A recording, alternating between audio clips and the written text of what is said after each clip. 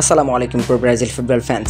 দর্শক, আজকে আমরা কথা বলবো ভিটোর রকের ক্যারিয়ারটা নিয়ে। মূলত ভিটোর রককে কিন্তু একটা উপদেষ্টা দিয়ে ফেলেছেন ইতিমধ্যেই ব্রাজিলের বিশ্বকাপ জয়ী এবং ব্যালন ডিওর জয়ী ফুটবলার রিভালদো।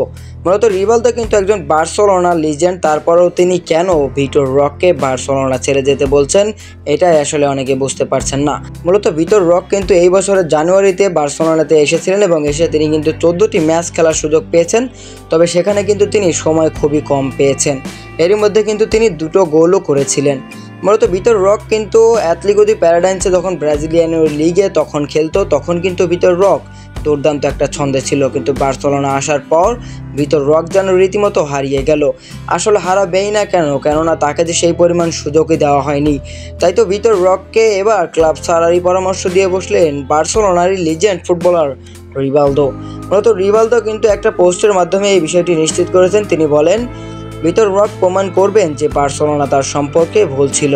তার কাছে রিয়াল বেটিসে তার সময়কে সফল করার জন্য সব কিছুই আছে, মিনিট এবং একটি দুর্দান্ত ভক্তদের সমর্থন সহ।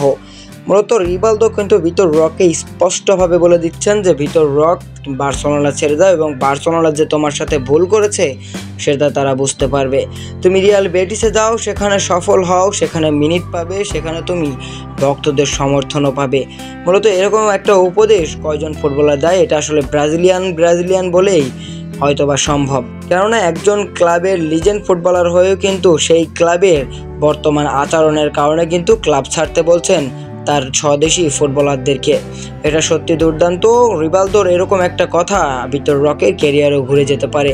এখন দেখা যাক ভিটোর রক শেষ পর্যন্ত কি সিদ্ধান্ত নেয়, রিয়াল বেটিসে যাবে না অন্য কোনো ক্লাবে যাবে, নাকি এই বার্সেলোনাতেই পড়ে থাকবে।